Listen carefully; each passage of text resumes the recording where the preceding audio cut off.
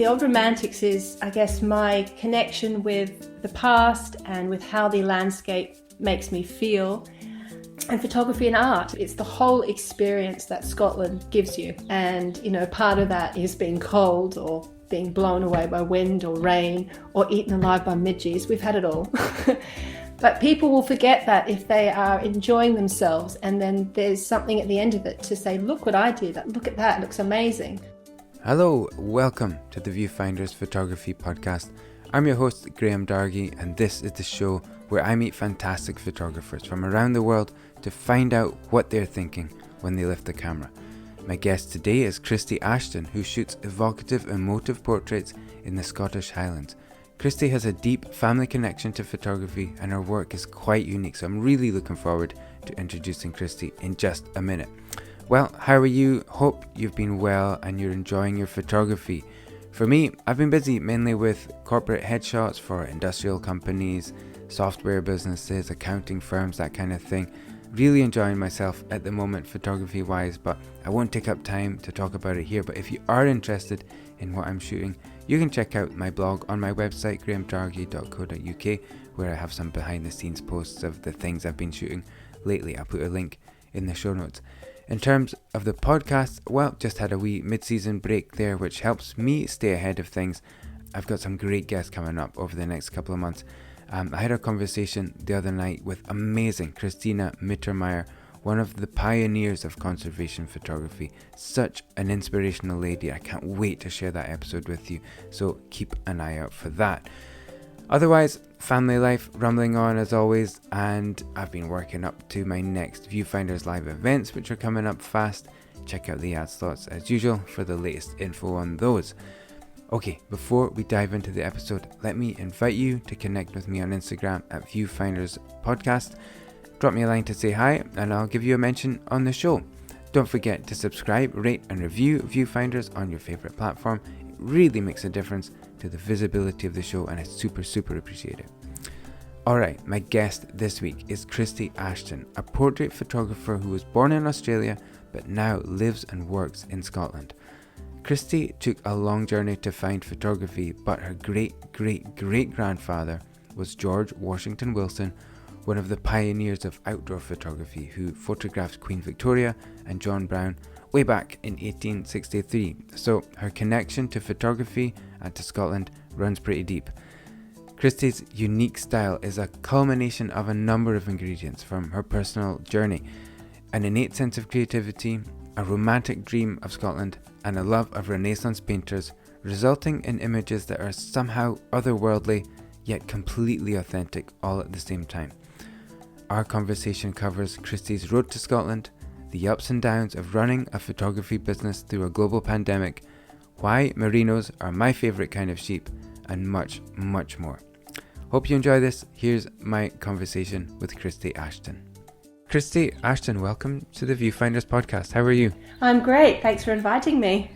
You're welcome. I'm so interested to talk to you today because I just think I discovered your photography a couple of years ago and I just thought it was really interesting. Like Glencoe is part of my photography journey, and then seeing your portraits in there, I thought it was really fascinating, and the sort of stylized way of the portraits. And then I checked in with you recently and it looked like you've changed direction slightly. And then I read your bio and I thought, oh, there's definitely a lot to talk about here. So, and I always like to have a slot for a Scottish photographer every now and again. So that's you for now. Great. But I think your accent is sort of slightly south of Scotland. Where's your background? Where's your upbringing? It is. I'm originally from Western Australia. I'm a country girl. I'm from a place called Albany. So very different landscape to Scotland. Okay, so I'm thinking it's more dry and flat kind of thing, or? Yes, very dry, very flat, very hot, but beautiful in its own way. Okay, and what did your family do there? What did my family do? That's another long story. I've got so many of them. My dad was originally in the Air Force, but he came back so he travelled all around Australia. So I was actually born in Queensland and did a lot of travelling when I was very small. But he ended up going back to farming in Western Australia. So Okay. I was, my first few years, well, till I was about 8 or 9, was pretty much in a very rural community. Okay. And am I right to think the farms there are really, really big? Yes. Okay. And so I can't tell you how many hectares because I can't remember, but it was a very big farm that we were on, yes. And so, like, your neighbour would be, like, how close is your nearest neighbour? What I remember as a child is that we had, like, our farm was split with a main highway. So my nearest neighbour was probably only about 10 minutes away. But if you look at the nearest town, you're looking at about an hour's drive. Okay. So, you know, Wow. Mum couldn't, you know, forget much on the shopping. Yeah, that's what I always think about remote places. Like, what do they do if they need something? I guess you have to just get everything you need, right? And, you know, a small community like that is also very social. So everyone helps each other. Mm-hmm. So it definitely wasn't lonely. Okay. And so was it like cattle that they had or? Sheep. Okay, sheep and wheat. Okay. Yeah. Okay, so you were destined for Scotland here. Yeah, clearly. You can see the connection. Yeah, the sheep, because yeah, it's so interesting. Like, you know, when you go around in the Highlands and the West Coast here, you just see sheep going about, and it's just kind of normal, right? But I think visitors must find it quite unusual, I suppose. Yeah, I actually had an ongoing joke for a while on Instagram about I used to always stop for a sheep picture. Because Okay. I grew up with Merino sheep, and here in Scotland there are so many different breeds of sheep, so I used to find it quite interesting. I love taking pictures of animals. So do you know a Merino sheep when you see one then? Or like, are there differences? I wouldn't know the difference between one sheep and the next. Yeah, they're actually classed as not the most brightest of sheep, but they have the best wool. Yeah. I wear Merino every day. I'm so cold. I just have like Merino t-shirts that I wear all the time. Oh, okay. So they're definitely my favorite sheep for sure. So I read that you were an only child, and I really wanted to follow up on that because we are raising an only child. Okay. And it's pretty intense from my point of view. Mm-hmm. I was interested to how it was growing up for you. Like, did you feel that you were missing out on having siblings, or how was it for you from that point of view? Yes and no. I think there were moments when I was an only child that I really wished that I had a brother or sister. But looking back, I mean, I had a wonderful childhood, and I think with an only child, you develop an amazing imagination.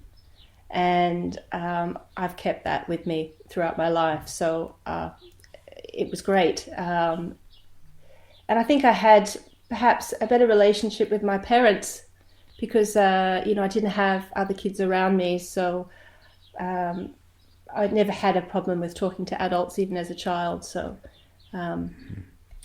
yeah, it was fine. Okay, it's fine. That's good. Yeah. That takes the pressure off me a bit. It'll be fine.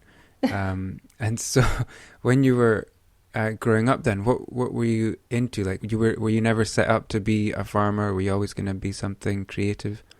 I've always been creative, right from the word go. And I spent a lot of time on the farm imagining other worlds. I mean, we used to have so the farm we're on, it was, as you described earlier, very dry, very flat, but we had a swamp with paperbark trees, and I used to go to this swamp and imagine different worlds. My mum used to read me a lot of English childhood books, like Enid Blyton books, so I used to have this imagination that the swamp was the enchanted wood.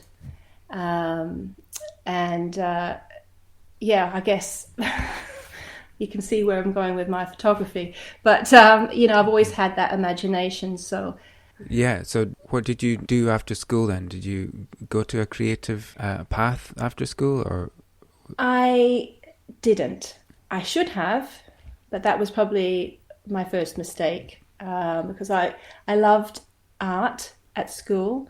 And when I was in high school, I had a choice for year 10, which would be S3. that history and art were on the same line. So I was talked into doing history, and I do like history, and I didn't do art, and that led me down a different path.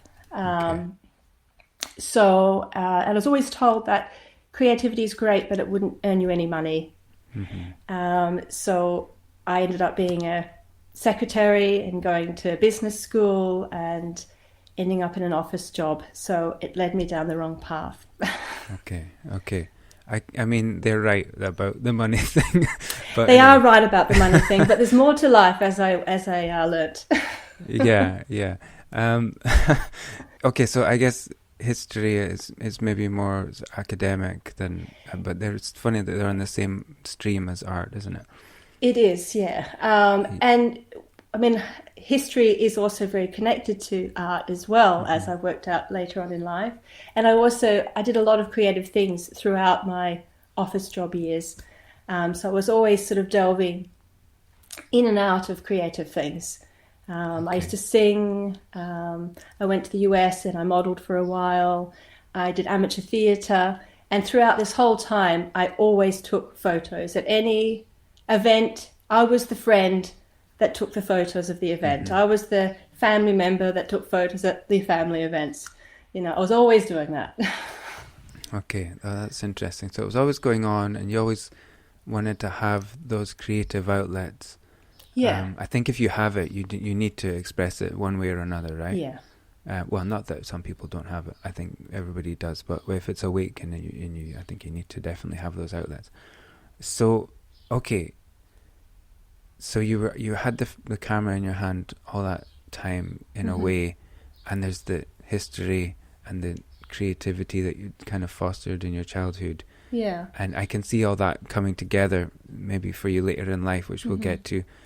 I was interested when you learned about your great grandfather, and is that what brought you to Scotland? No. I always knew about my great grandfather because my mum told me when I was quite young, and she had a little picture that they had taken of Dunnottar Castle. Okay. And I always used to imagine what that castle was like. So I always knew about that. But, it didn't really mean much to me as a child. But interesting enough, when I did come to Scotland, that was the first castle that I went to see, and it's still my favourite. So yeah, it's something else, isn't it? Yeah. So how did that feel for you, walking down that path to the castle? When, for people listening, when you get there, there's a car park and there's just like a straight, not that long, quarter of a mile or something path down in the castle. Just kind of reveals itself as you get there, and the castle sits on a small island off the cliff. Yeah. It's quite a spectacular view. I'm wondering how that feeling was for you in that moment, that you'd had that picture your whole life, and now here you are on the other side of the world. Amazing. And Scotland makes me feel like that. And I think coming from somewhere else as well, especially where I was brought up with these sort of, I guess, magical images of Britain, and then seeing castles in real life was just wow. And I remember when I first came here, I couldn't get my head around how people who lived here just took it all for granted. The history and everything. I mean, this is amazing. It's like, oh, yeah.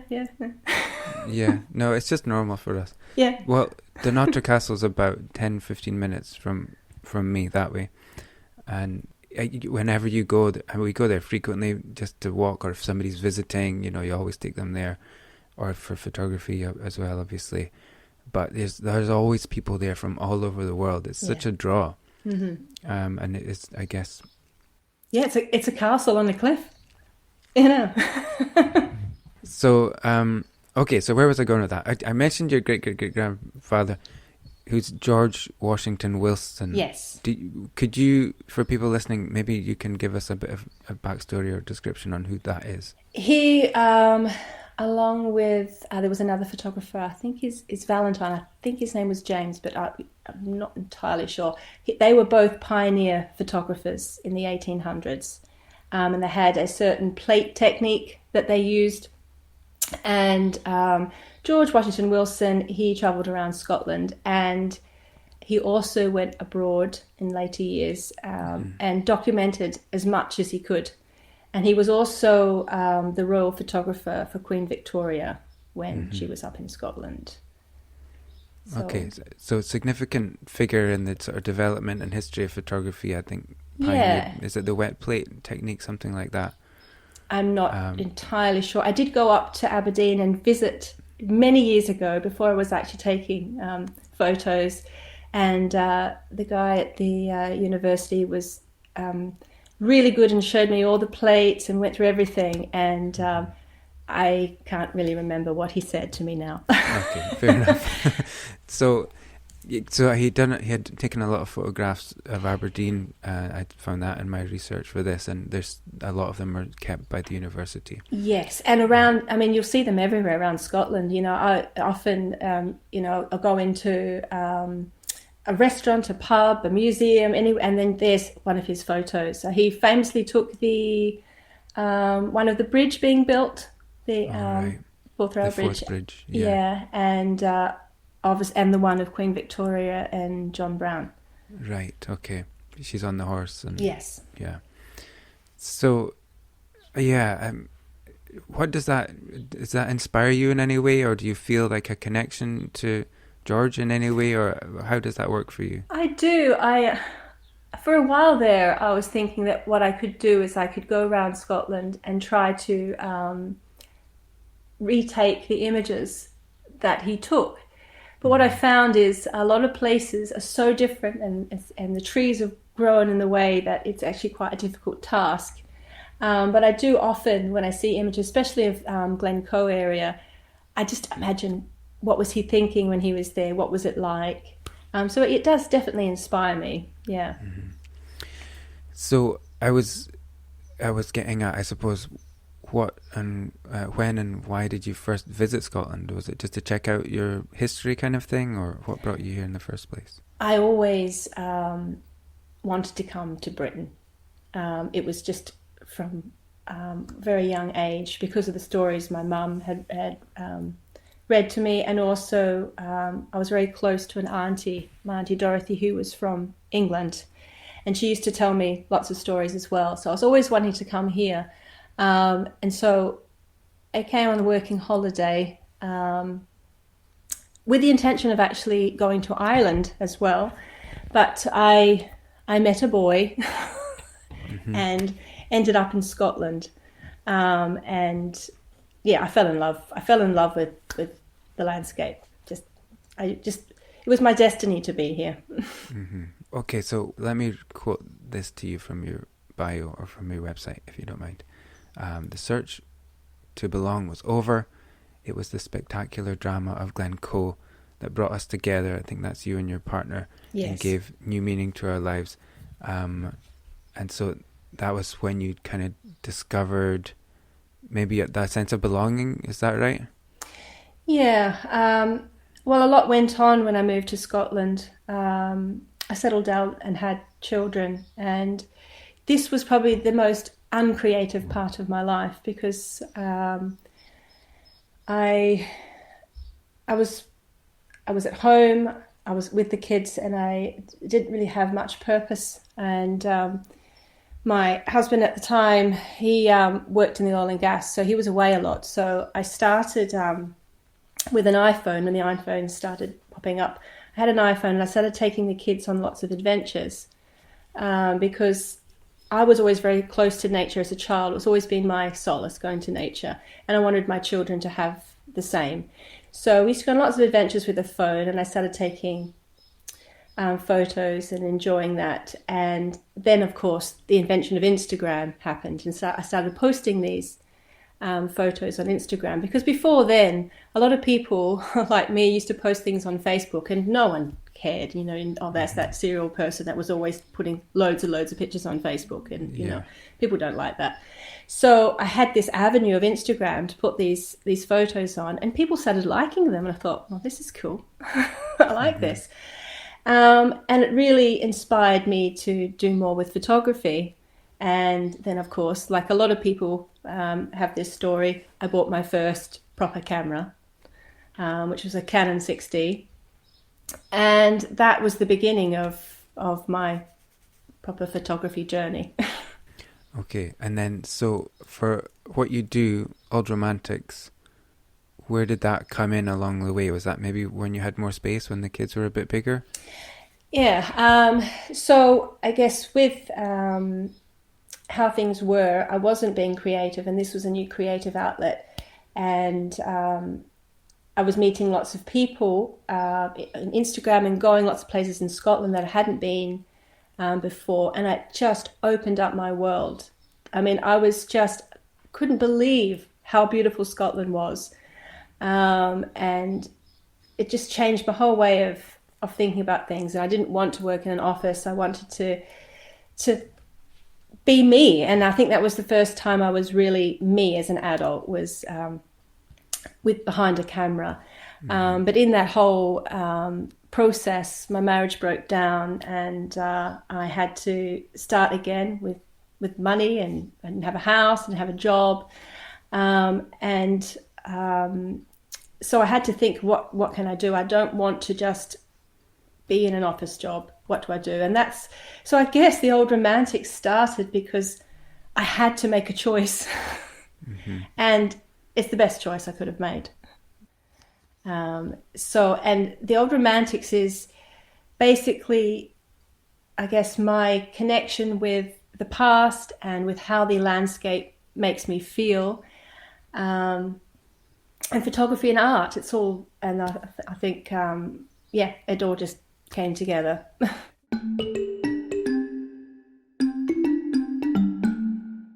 I was really keen to talk with you about the location portraits. Could you, for people obviously listening, can't maybe see them right now, describe what your portrait work is like and the sort of atmosphere and idea behind it? Okay, I guess the environmental portraits I do are stylized, but they are, I guess, I have to come back from the fact that I am not from Scotland, and I see Scotland in a romantic way that a lot of people in other countries do. And when I first went to Glencoe, I was totally blown away. I was in awe. I thought, wow. And there's something about Glencoe that, as a lot of people say, it's a belonging. You can't actually put your finger on it. You just feel at home. And I did. And all the clients that have taken to Glencoe, they feel the same way. I mean, I've had tears in the back of that car of joy when they go to that place. And you just can't describe it. So I guess the portraits I do, it's a lot of international people that generally do, because they have the same way of looking at things, I think, as I do when it comes to Scotland. And it's fulfilling their Scottish dream in a way.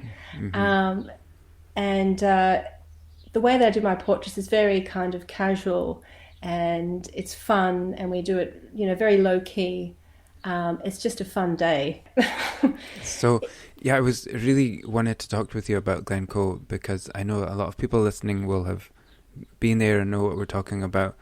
But I'm not bragging, but the show is listened to in 96 countries around the world. So people who haven't been there, and you said it, you can't describe it, but I'm going to ask you to describe it. There is something magical about Glencoe, and it's. Can you describe it? Well, when you look at a lot of places around the world, I mean, there's mountains that are far more technically beautiful.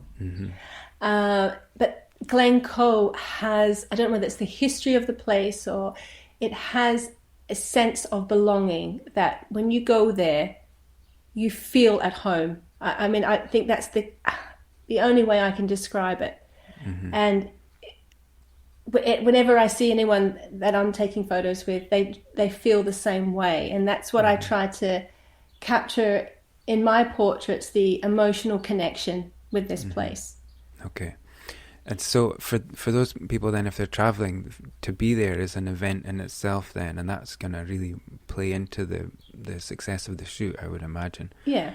Okay, so the influences on the style of the photographs, that comes from old masters, like old painters, is that right? Yeah.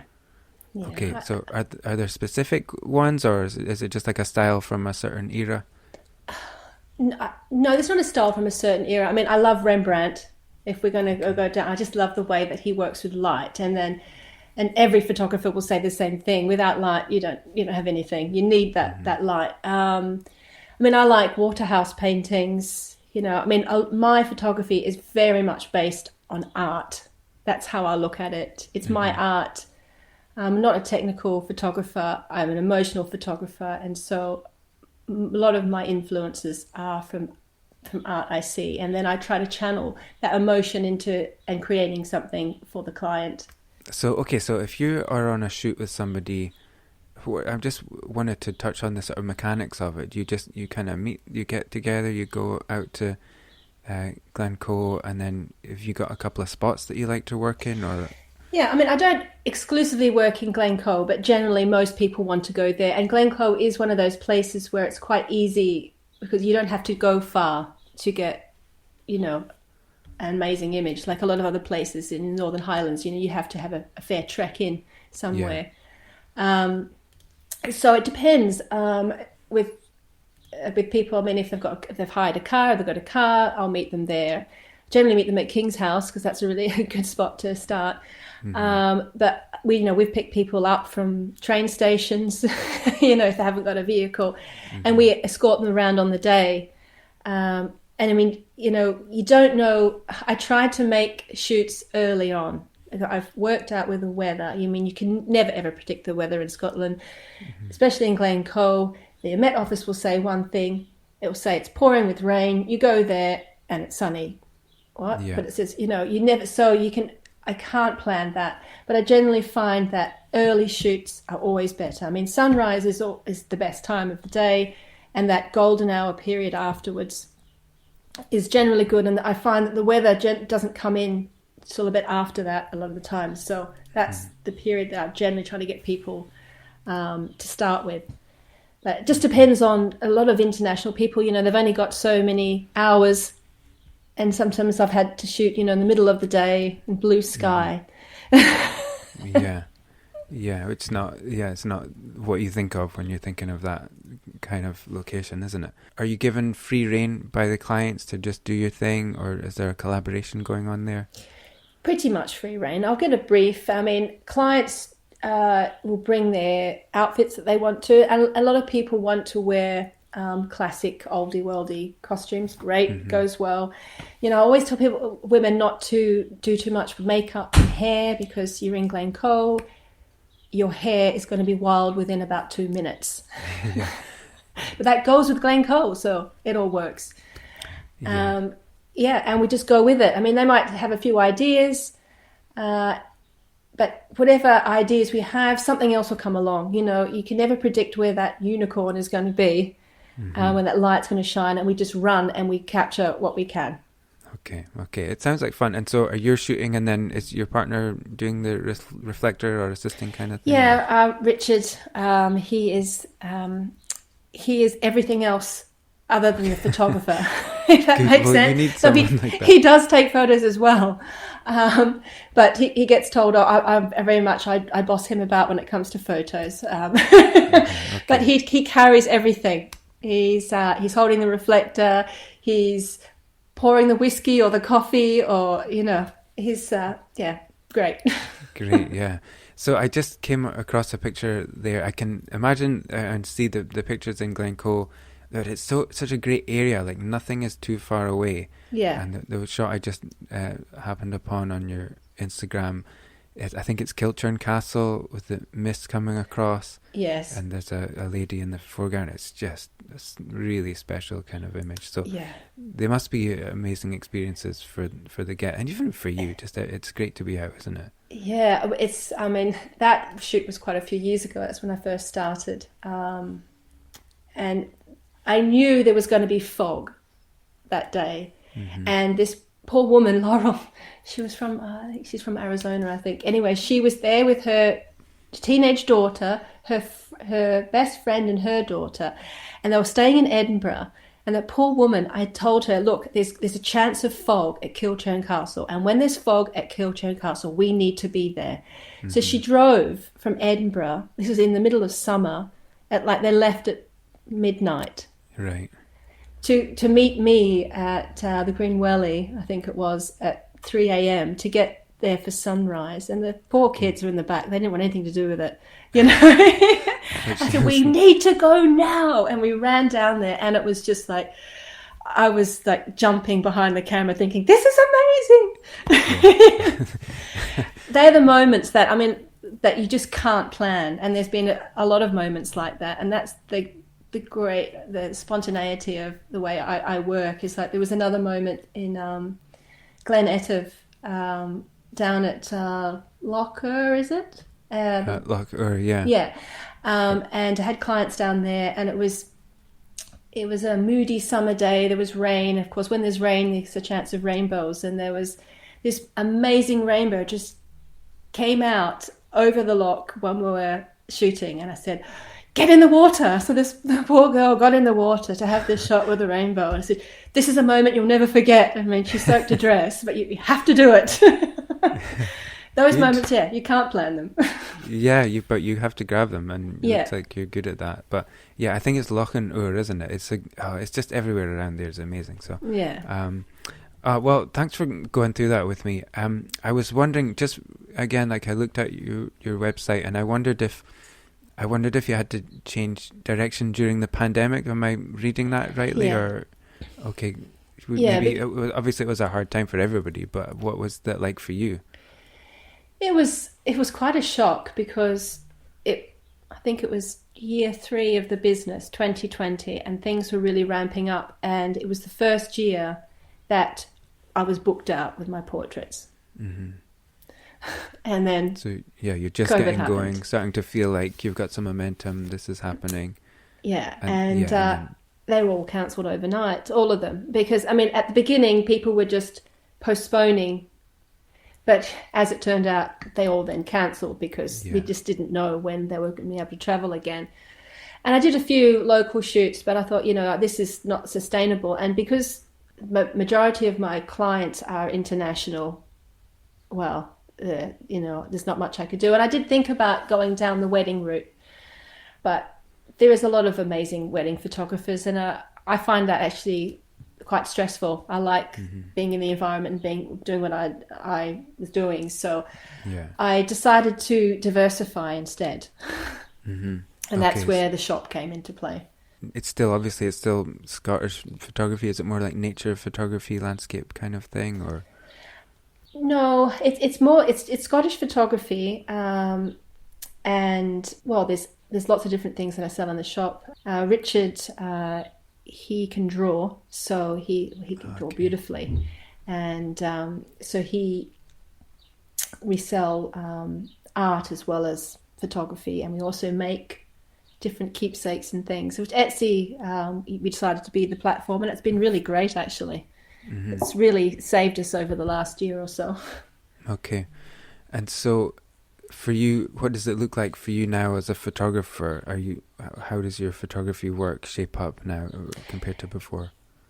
It's given me a lot of thinking time, and for a while there I was actually thinking maybe doing less photography, but I've been out in the last few months again, and it's come back, and it's been great. I've been out taking photos of everything, because when I first started photography, I was the photographer that was taking pictures of bees on flowers, just everything and anything. And in the last few months, I've been doing that again. Okay. And portrait shoots are also happening again this summer. So it's coming back. It's taken 2 years to get back to where I was. So I'm really glad that I started the shop. So I've got two things going now. So it's all happening. Yeah, I was just going to say, people can find your Etsy shop, and the shop name is The Old Romantics, yes. Right? Yeah. I'll put a link in the show notes for that so people can check that out. And so there's some photography there, there's cards, illustrations with Nessie and Pipers and puffins and things like that. It's a really nice shop. Yeah, I was going to say, the pandemic obviously was really hard for businesses like ours anyway. And I had to make a change during the pandemic as well. So I was doing a lot of tuition, landscape tuition. So one of the last things I did before the pandemic was a tour in Glencoe with a car full of people going around all the landscape spots, which was great. That was in January 2020. And just as time went on, it was so uncertain that we would ever be able to get people together again, or you didn't know when. It could have been 5, 10. I mean, who knew? We just didn't have a clue. So I had to make a choice at some point to change my direction, which was fine, but it's probably maybe what you were feeling as well. It was a bit gutting because you put so much into just getting to the point where you were to then have to just drop it suddenly. It was, I'm sure people experience it worse in that time, but yeah, it was kind of, not ideal, let's say. But okay, so I was glad to hear that the portraits are coming back, because it's so special what you do with that. And so are you having local bookings, or are you getting back to the international bookings again? Or do you feel like you have to start churning for that work again, if you see what I mean? Yeah, I've actually had, just in the last couple of months, a lot of inquiries, and all my bookings, I think barring one, are international again. So that should be fun. The first one's actually next week. So I'm quite excited. Yeah, good time of year for the early light again. Yeah. But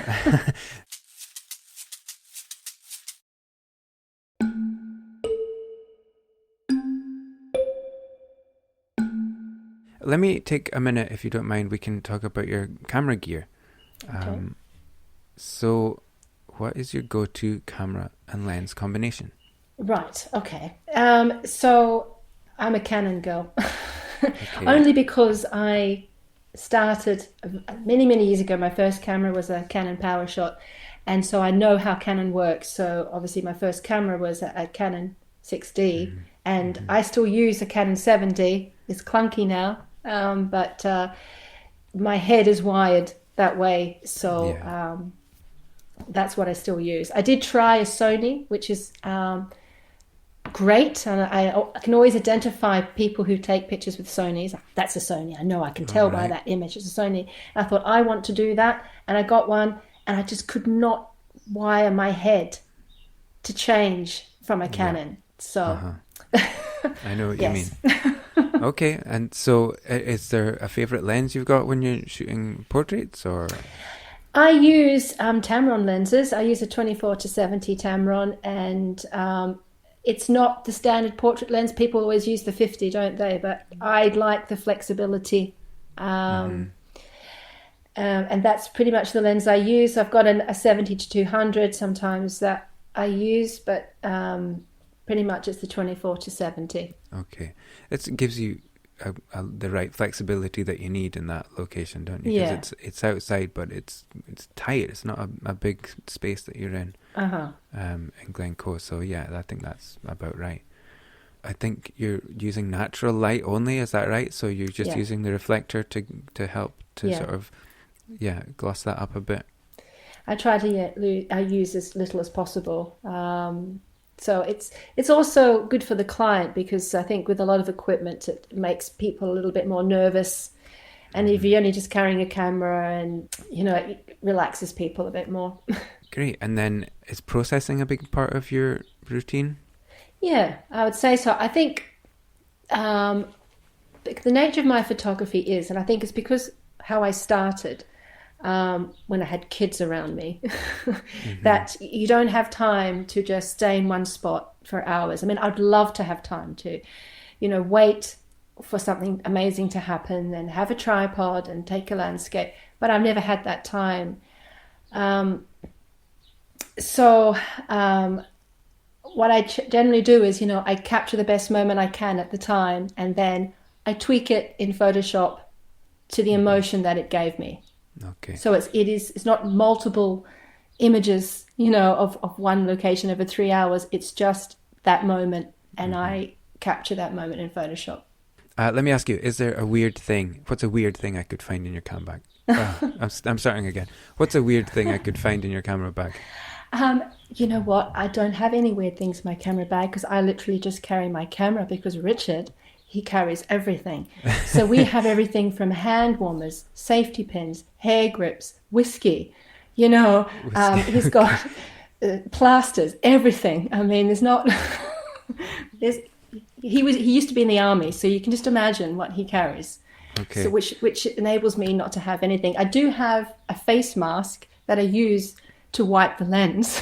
Okay. Is it, you find that's better than a lens cloth? I lose lens cloths. I do have some, but I don't know where they are. Okay. Okay. The whiskey, I wanted to follow up on that because you're giving people an experience, obviously, as part of what you do. How much whiskey does it take to make the shoot better? 1 dram. One dram is all is needed to make someone feel like a supermodel.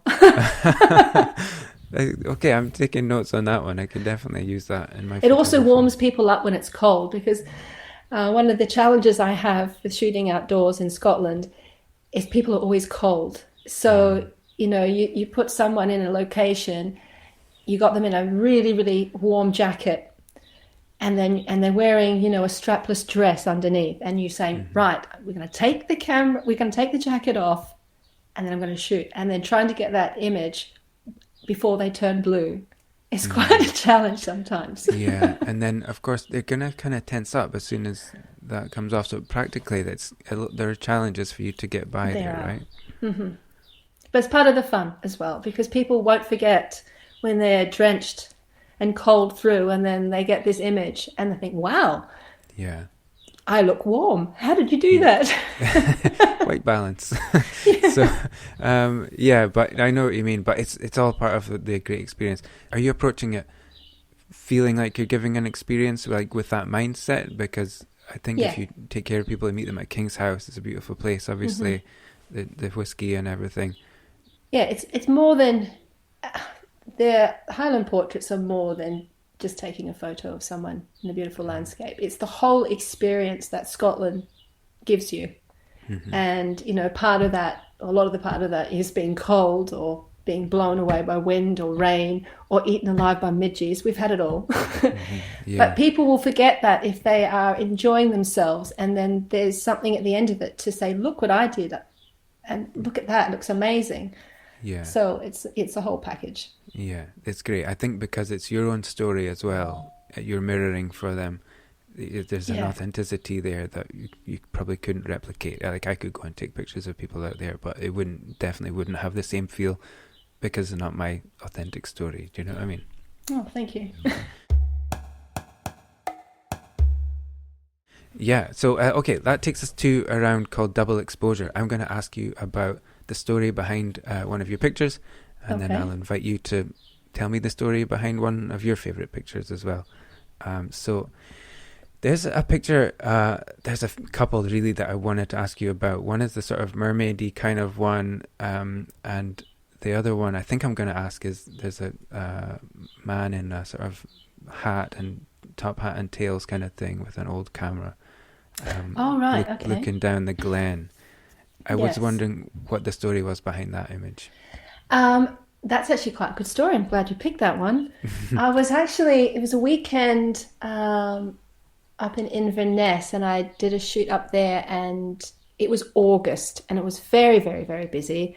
And it was that man in the hat is actually Richard. Okay. And so that wasn't actually planned that day. But we decided to go via Glencoe on the way home instead of the normal way, because I was sick of the other road. So I wanted to go a different way, which was a really bad mistake, actually, because it was so busy between Inverness and Glencoe. It took us ages. So it was a beautiful summer's day, and I wanted to get away from all the people.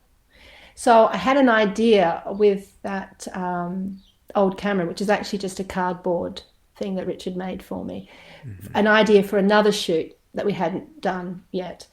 So I had in the back of the car. So we decided to get away from the people and climb up the hill. But the aim was to go onto the ridge, you know, the famous ridge. I can't think of the name.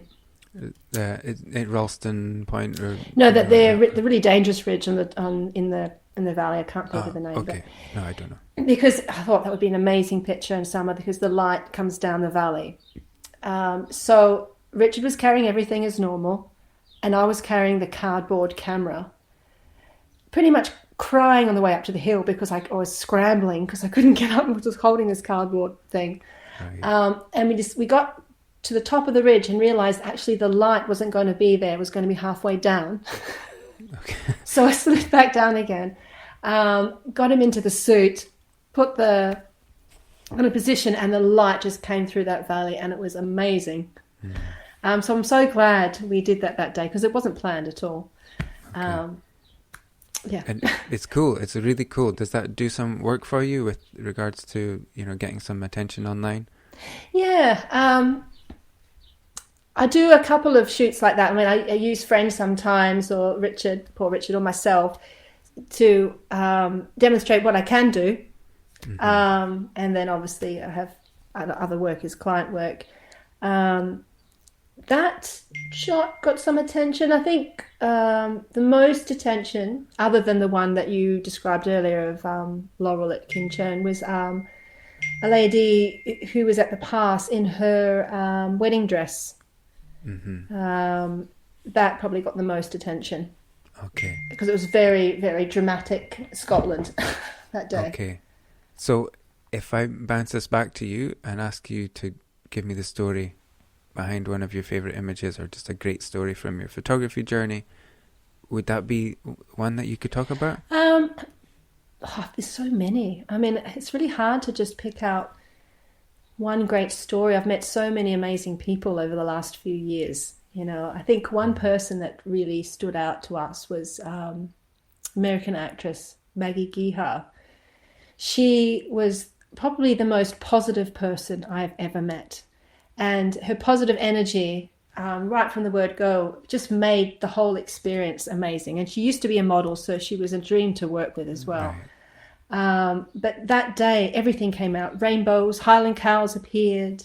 We met a piper. Everything that was Scotland in a box that day. Right. And it was just a really, really fun day. So I think that's a really memorable moment. Also, the one with the rainbow that I was telling you about, the poor couple that day, which I got the lady to go into the loch in a dress. I also pushed them aside so I could get my own landscape picture that day as well, because I said, I have to make the most of this. Because a part of the experience of the portrait shoots is the people you meet. I mean, we've made so many friends from all over the world. I mean, we could pretty much trip around the United States in every state and stay somewhere. I always talk about photography as a journey for me. And one of the things that really grabbed me about you was I felt like it sounds like it's been a real journey for you as well, with those experiences and people and places.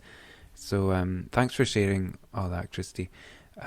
That brings us to the final round, which is the quickfire round, which I call motor drive. Oh, so goodness. Are you ready for some quickfire questions? Okay.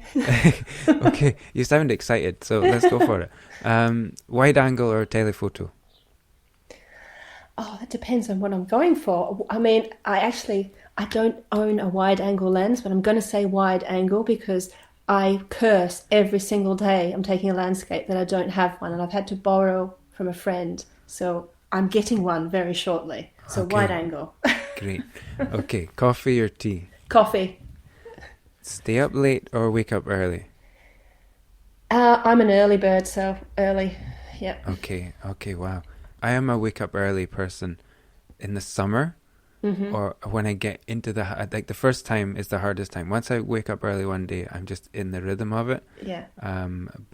So I'm getting there. I just one of these days I'm going to wake up early again. Nothing beats being outside early in the morning. It's the best. It is the best. Okay. Expensive lens cloth. We've kind of touched on this, or the corner of your shirt. Corner of my shirt. Good, yeah, all the best. So, okay, what's your go-to emoji? Go-to emoji? That's an interesting one. I actually use the koala because I'm Australian, even though I'm from Western Australia and there are no koalas. But when I started using that emoji, there was no kangaroo. So that's my identifier. Okay, it makes sense. It's a whole language, Okay, I'd like to ask about music. Best Scottish or Australian band? I'll let you choose. Oh my God, I can't choose that. There's so many. Australian band. Oh no, really put me on the spot. I can't even think. I know. Powderfinger. Oh, okay. Link in the show notes.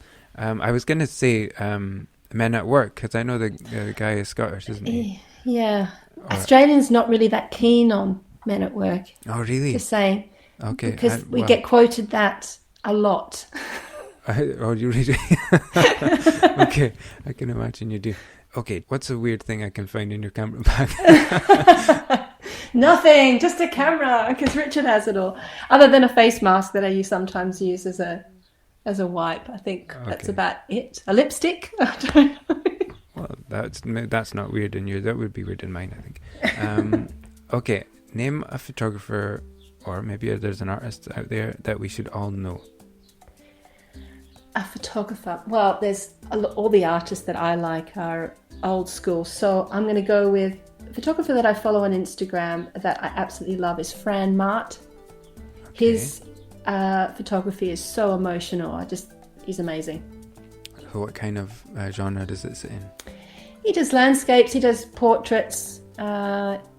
It's a certain style. He's just the only way I can describe him is he's an emotional photographer. Okay, we'll look it up and I'll put a link in the show notes for people. Last question. When do you feel at peace with the universe? I would say anywhere outdoors where there's no people. Or in my garden over the last 2 years. Okay, I can relate. Okay, thank you, Kristy. Really, really appreciate it. Thank you. No, it's just so awesome. I hope that the portraits really come back to you because it's so unique what you're doing. I'm right into it. So thanks a lot and I wish you all the best. Thank you. Thanks for listening. Follow Kristy on Instagram and check out her website to see more of her amazing portraits. Links to everything we spoke about are in the show notes. If you enjoyed this episode, then check out my conversations with Audrey Woolard and Karen Waller. That's all for now. Take care, enjoy your photography, and I'll see you out there.